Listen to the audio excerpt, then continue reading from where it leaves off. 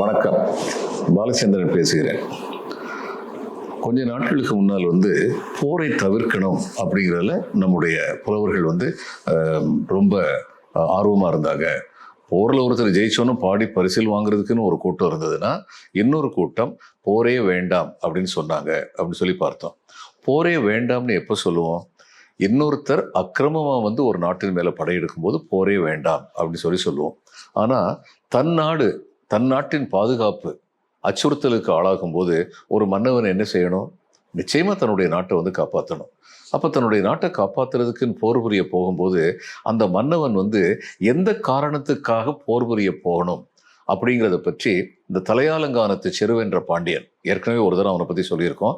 அவனை எதிர்த்து சேரர்களும் சோழர்களும் 5 வேளிர்களோடு சேர்ந்து படையை திரட்டிட்டு வந்தாங்க. இவன் வயதில் ரொம்ப சின்ன பையன்.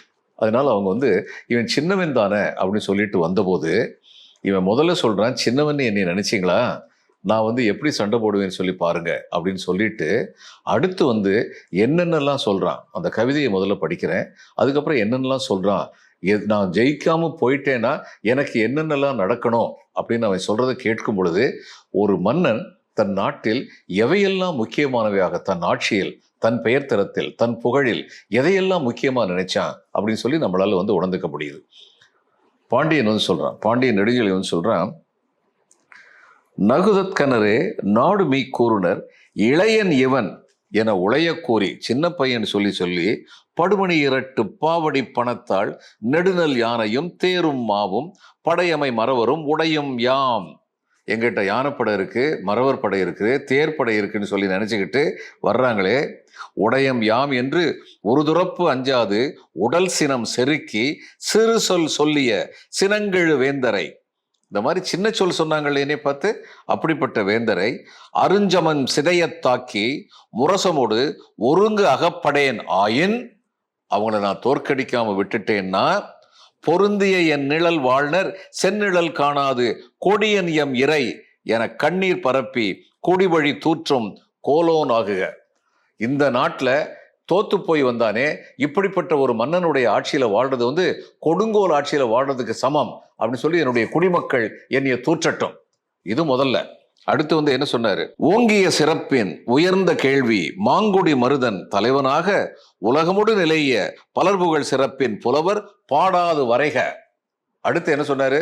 மாங்குடி மருதன் என்ற புலவர் தலைமை புலவராக இருக்கிறாரே, அந்த குழுமம் அவங்க என்னை இவன்லாம் என்ன மன்னன்னு சொல்லி என்னைய பாடாம போயிடட்டும். அடுத்து என்ன சொன்னாரு? என் நிலவரை புறப்போர் புன்கண் கூற, என் உறவினர்கள் என்னை சார்ந்திருப்போர் வறியவர்களாக. அடுத்து இறப்போர்க்கு ஈயா என்மை யான் உறவே, ரொம்ப முக்கியம். அடுத்து ஒரு இறப்போர் என்கிட்ட ஏதாவது கேட்டு வர்றாங்களே, அவங்களுக்கு கொடுக்க முடியாத வறுமை எனக்கு வரட்டும். அப்போ எதெல்லாம் பெருசா நினைச்சார் இந்த மன்னன்?